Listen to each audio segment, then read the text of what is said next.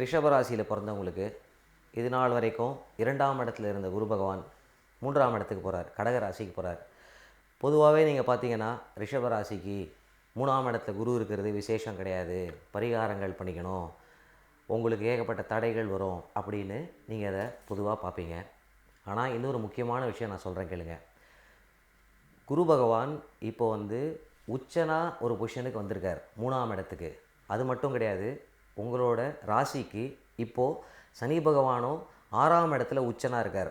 அதாவது குரு உச்சனாக இருக்கிறதுனா ரொம்ப பலமாகவும் பவர்ஃபுல்லாகவும் இருக்காருன்னு அர்த்தம். அதே மாதிரி சனியும் உச்சனாக இருந்து இந்த மாதிரி ஒரு அமைப்புங்கிறது ஒருத்தரோட ஜாதகத்தில் 60 வருஷத்துக்கு ஒரு தரம் தான் வரும். அப்போது 60 வருஷத்துக்கு ஒரு தரம் இந்த காம்பினேஷன் வருதுன்னா நம்ம அடுத்த தரம் நம்ம லைஃப்பில் வர்றதுக்கான வாய்ப்புகள் ரொம்ப குறைச்சல். அப்போது குரு பகவான் அப்படிங்கிறவர் தான் தனகாரகன். நமக்கு எல்லா சுகங்கள் சௌக்கியங்களை அனுகிரகம் பண்ணக்கூடிய சக்தி குரு பகவானுக்கு உண்டு. சனி நம்மளோட உழைப்புகள், நம்ம உழைப்பினால் வரக்கூடிய வெற்றிகள் இதெல்லாமே சனி பகவான் கொடுப்பார்.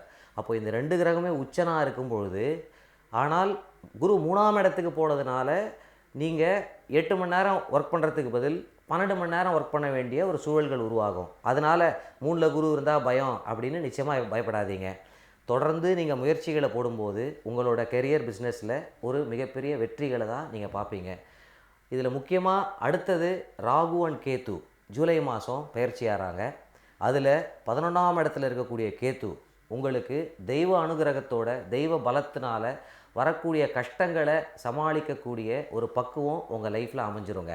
அதனால் குரு பெயர்ச்சியை பற்றி பெரிய அளவுக்கு பயப்பட வேண்டாம். ஆனால் எதில் நம்ம காஷனாக இருக்கணும் அப்படின்னா, ஒர்க் பண்ணிகிட்டே இருக்கோம், ரெகுலராக பண்ணிகிட்ருக்கிறதுல சில தேவையில்லாத தொல்லைகள் பிரச்சனைகள் அப்படின்னு வரா மாதிரி இருந்ததுன்னா கொஞ்சம் நிதானத்தோட அவசரப்படாமல் இந்த வருஷ கடைசி வரைக்கும் பொறுமையாக இருந்தீங்கன்னா அதுக்கு அடுத்த 2015 ஒரு இடமாற்றங்கள் யோகங்கள் தானாக வரும். அதனால் அதோட ஸ்ட்ரெஸ் நெகட்டிவ் சைடு ஆஃப் குரு அப்படின்னு பார்த்தோன்னா இந்த ஒரு 5-6 மாதங்களுக்கு நீங்கள் கொஞ்சம் அமைதியாக இருக்கணுமே தவிர உங்களுக்கு இழப்புகள் நஷ்டங்கள்னு உங்களோட கெரியர் அண்ட் ஃபினான்ஷியல் ஆஸ்பெக்டில் வராதுங்க.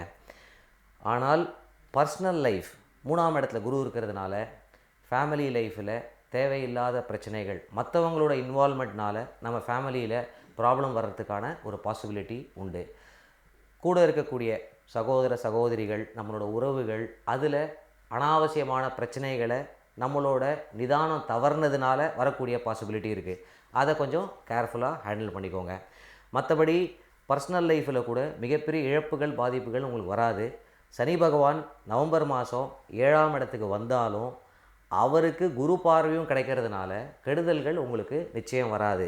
இருந்தாலும் ஒரு மனுஷனுக்கு நல்லதும் நடக்கும் கெட்டதும் நடக்கும் எல்லா நேரங்கள்லையும்.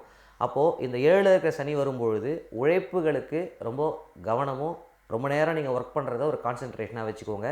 2015 ரொம்ப பெரிய ஒரு யோகங்கள் நிச்சயமாக உங்களுக்கு இருக்கும். ஸ்ட்ரெஸ் இருக்கிறத பற்றி கவலைப்படாதீங்க. டிஸ்பியூட்ஸ் இப்போ அதே மாதிரி புதுசாக ஒரு ப்ராப்பர்ட்டி வாங்குகிறேன், இல்லைன்னா ஒரு வீடு கட்டுறேன் அப்படின்னு வரும்போது லீகல் ஆஸ்பெக்ட்ஸில் அந்த டாக்குமெண்ட் எல்லாமே கிளியராக இருக்கா அப்படிங்கிறதையும் பார்த்துக்கோங்க.